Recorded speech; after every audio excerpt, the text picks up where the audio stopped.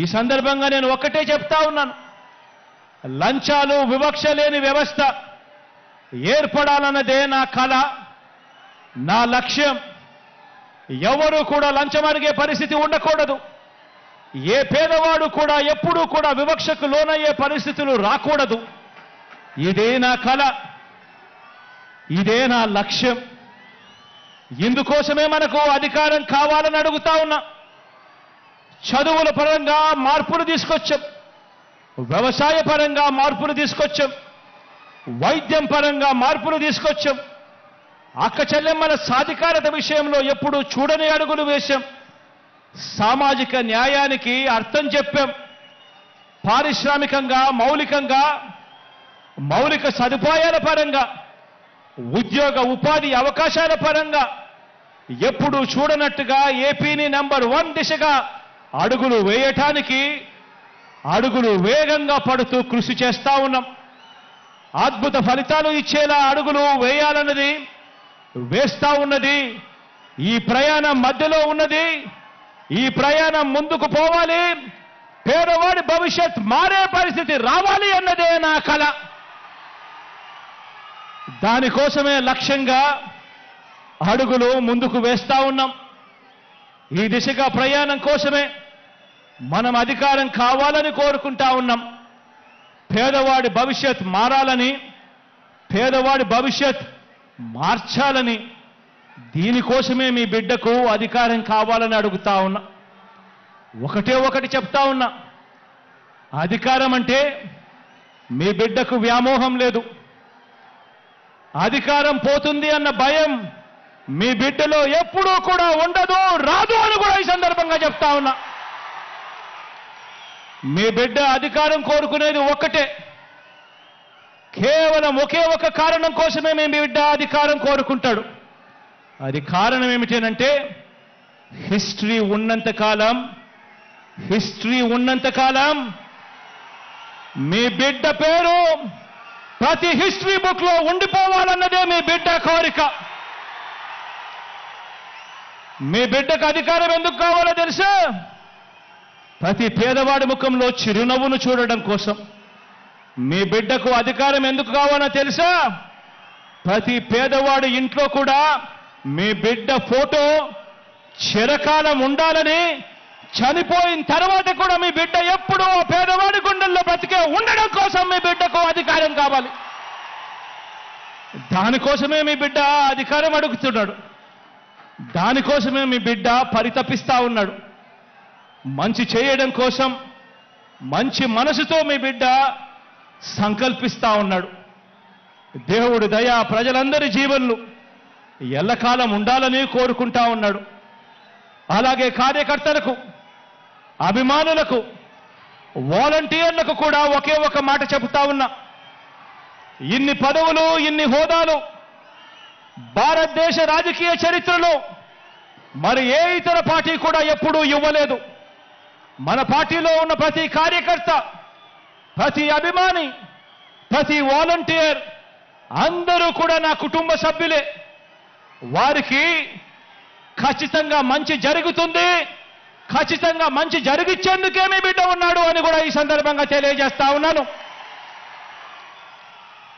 వారు మరో 2 మెట్లు ఎదిగేందుకు చరిత్రలో ఎప్పుడూ కూడా చూడని విధంగా, చరిత్రలో ఎన్నడూ లేనన్ని కార్పొరేషన్లు, వాటిలో చైర్మన్లు, డైరెక్టర్లు, ఇలా ఎన్నడూ లేని పదవులు, ఎన్నడూ లేని విధంగా సర్పంచుల మొదలు ఎమ్మెల్యేలు, ఎంపీల వరకు కూడా గెలిపించుకొని ఇంతగా అవకాశాలు ఇచ్చిన పార్టీ కూడా మరెప్పుడూ కూడా చరిత్రలో ఏదీ లేదు, ఒక్క వైఎస్ఆర్ కాంగ్రెస్ పార్టీ తప్ప అని కూడా చెప్పడానికి గర్వపడతా ఉన్నా.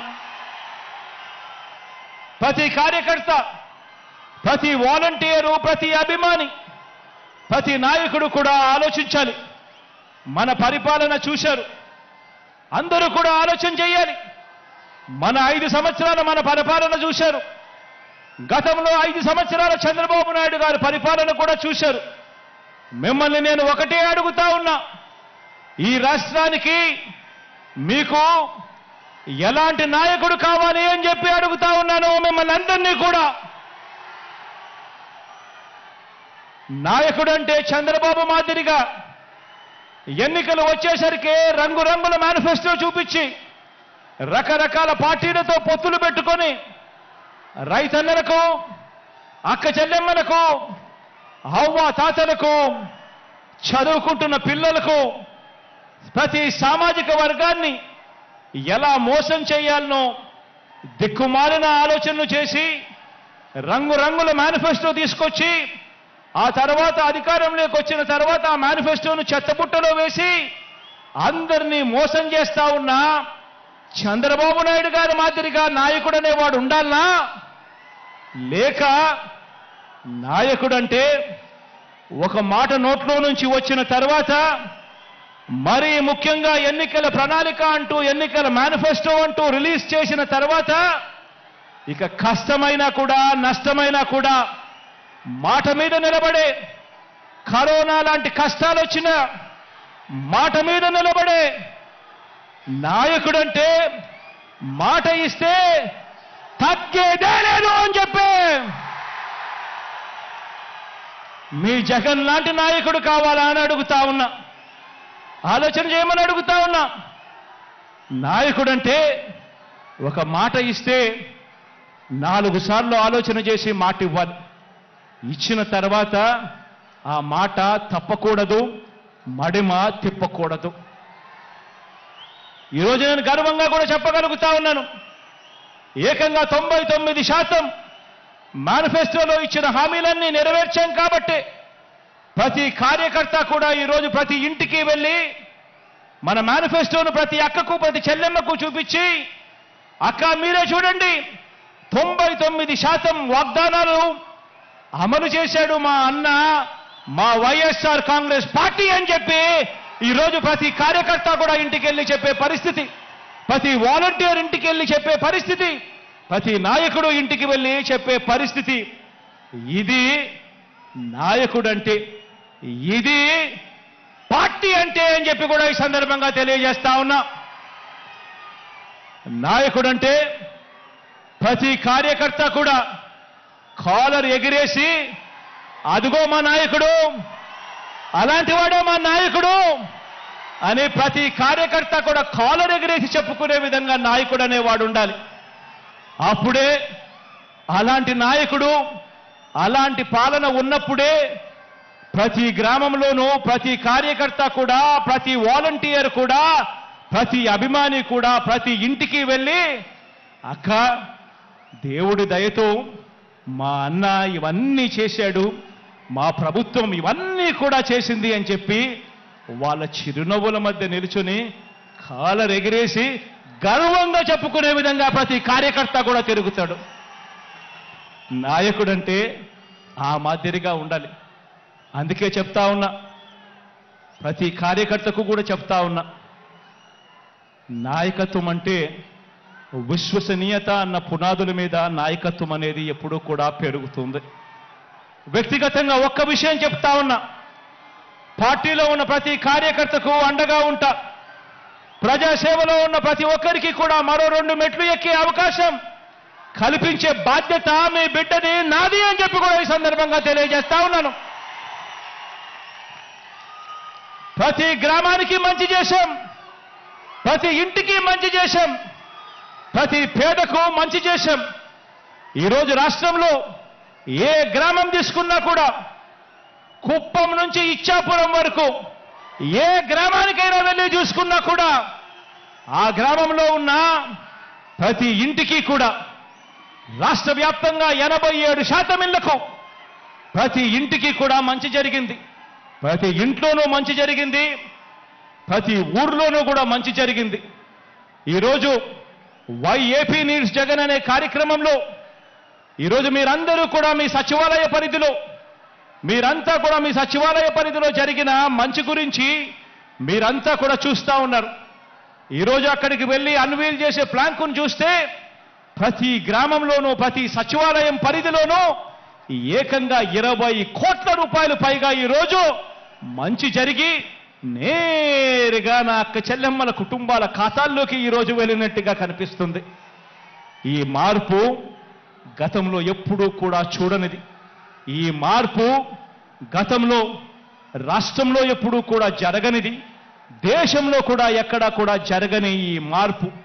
అందుకే చెప్తా ఉన్నా, ప్రతి ఇంటికి మంచి చేశాం, ప్రతి ఊరికి మంచి చేశాం. మన హయాంలోనే బడులు బాగుపడ్డాయి, ఆసుపత్రులు బాగుపడ్డాయి, వ్యవసాయం మారింది. మన హయాంలోనే ప్రతి అక్క చెల్లెమ్మ ముఖంలో కూడా చిరునవ్వు కనిపిస్తా ఉంది. అందుకే చెప్తా ఉన్నాను, వై నాట్ 175 అని చెప్పి అందుకే నేను ఈ సందర్భంగా గట్టిగా చెప్తా ఉన్నాను. వై నాట్ 25కి 25 ఎంపీ స్థానాలు అని చెప్పి గట్టిగా ఈ సందర్భంగా అడుగుతా ఉన్నాను, చెప్తా ఉన్నాను. పరిపాలనలో మనం ఎక్కడా కూడా తగ్గలేదు. మనకు ఒక్క ఎంపీ కానీ ఒక్క ఎమ్మెల్యే కానీ తగ్గే పరిస్థితి ఉండకూడదు అని చెప్పి కూడా ఈ సందర్భంగా తెలియజేస్తా ఉన్నాను. ఇవి కేవలం ఎమ్మెల్యేలను ఎంపీలను మాత్రమే ఎన్నుకునే ఎన్నికలు కావు. ఈ ఎన్నికలు ఇప్పటి వరకు ఈ 5 ఏళ్ల కాలంలో ఇంటింటికి కూడా మనందరి ప్రభుత్వం అందించిన సంక్షేమము, అభివృద్ధి పథకాలు కొనసాగలేనే మనకు వాటిని రద్దు చేయటమే టార్గెట్గా పెట్టుకొని డ్రామాలు ఆడుతా ఉన్న చంద్రబాబుకు మధ్య జరిగే యుద్ధం ఈ ఎన్నికలు అని కూడా ఈ సందర్భంగా తెలియజేస్తా ఉన్నాను. ఈ యుద్ధంలో పేదలు ఒకవైపున ఉంటే పెత్తందారులు మరోవైపున ఉన్నారు. పెత్తందారులను ఓడించి పేదల ప్రయోజనాలను కాపాడేందుకు మీరంతా కూడా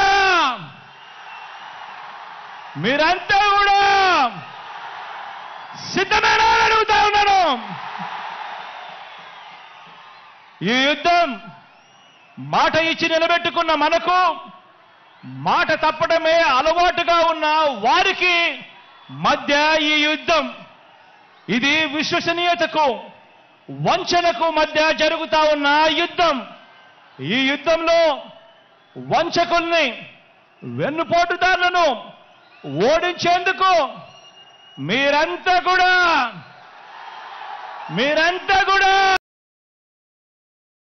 అడుగుతా ఉన్నాను.